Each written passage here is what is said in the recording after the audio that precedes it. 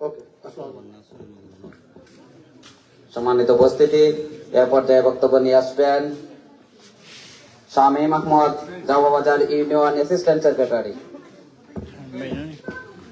নাহমাদুহু ওয়া নুসাল্লি আলা রাসূলিল কারীম, আম্মা বাদ।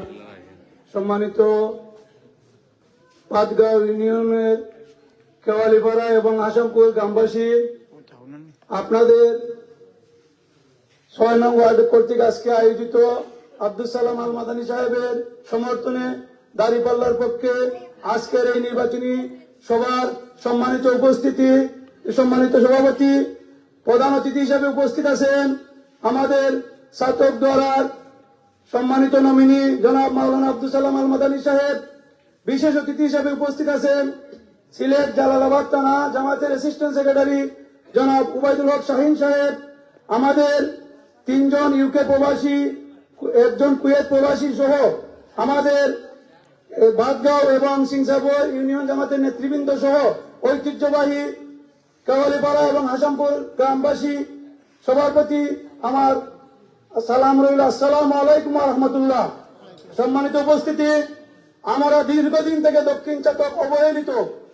আমার এই দীর্ঘ 15 বছর আপনাদের গ্রামের সাথে আমার আসা যাওয়া, আমার এই 15 বছর ধরে আমি দেখতেছি কৈতক টু হায়দরপুর যে রাস্তা, এইটা বাংলা, এটা আর মেরামত করার কোনো প্রয়োজনীয়তা কেউ মনে করে নাই যারাই এখানে এসেছে।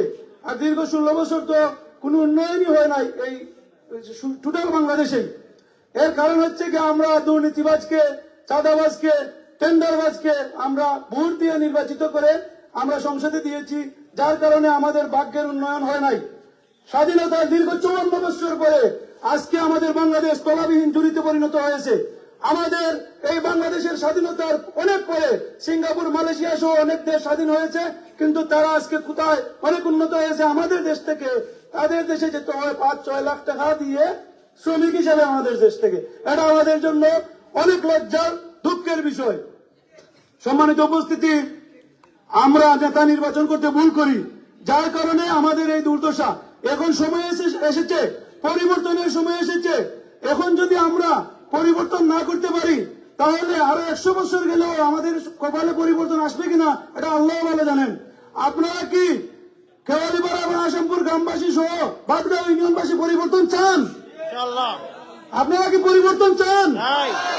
আপনারা যদি পরিবর্তন চান, তাহলে আগামী 12ই ফেব্রুয়ারি সংসদ নির্বাচনে আমরা একজন প্রার্থী পেয়েছি, সিলেট বিভাগের মধ্যে একজন বড় আলিম। আমরা যদি উনার সঠিক মূল্যায়ন না করি, তাহলে এটা আমাদের কপালের দোষ। আল্লাহ বলেছেন, আলিমুল্লাহকে যারা সম্মান করে, তাদেরকে শ্রদ্ধা করে, তাদেরকে আল্লাহ ভালোবাসেন। আমরা যদি আব্দুল সালাম আল মাদানীকে সম্মান দেই, আগামী 12 তারিখ দাঁড়িপাল্লা প্রতীকে ভোট দিয়ে উনাকে জয়যুক্ত করে সংসদে পাঠাই, তাহলে ইনশাআল্লাহ আমাদের যে দুর্দশা এগুলো দূর হবে।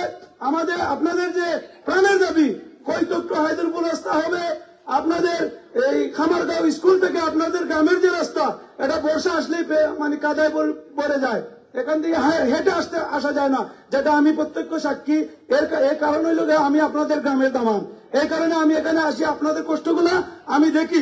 ইনশাআল্লাহ আব্দুল সালাম আল মাদানী সাহেবকে যদি আল্লাহ কবুল করেন, আপনাদের উন্নয়ন হবে। আমরা যদি আমাদের ভোট পবিত্র আমানত, এই আমানতটা আমরা সঠিক জায়গায় রাখি, সৎ এবং যোগ্য লোককে নির্বাচিত করে দিতে পারি, ইনশাআল্লাহ আমাদেরকে আল্লাহ আমাদের দিকে মুখ ফিরিয়ে তাকাবেন। আর আরেকটি কথা, আমাদের ভোট এই বছর কিন্তু দুইটা, একটা নির্বাচন হবে এমপি, ভোট দিতে হবে, আরেকটা হচ্ছে হ্যাঁ অথবা না ভোট। আমরা যদি পরিবর্তন চাই, সংস্কার চাই, তাহলে আমরা অবশ্যই হ্যাঁ ভোট দিতে হবে। আপনারা কি পরিবর্তন চান? 54 বছরের জঞ্জাল দূর করতে চান? তাহলে অবশ্যই 12 তারিখে হ্যাঁ ভোটে আপনারা শিল দিয়ে এবং দাঁড়িপাল্লা প্রতীকে আব্দুল সালাম আল মাদানীকে শিল দিয়ে আপনারা আব্দুল সালাম আল মাদানীকে সংসদে পাঠানোর জন্য আপনাদের এই ইউনিয়ন থেকে সার্বিক সহযোগিতা করবেন, এই আশা আপনাদের প্রতি রেখে আমি আমার বক্তব্য শেষ করছি। আসসালামু আলাইকুম ওয়া রাহমাতুল্লাহ।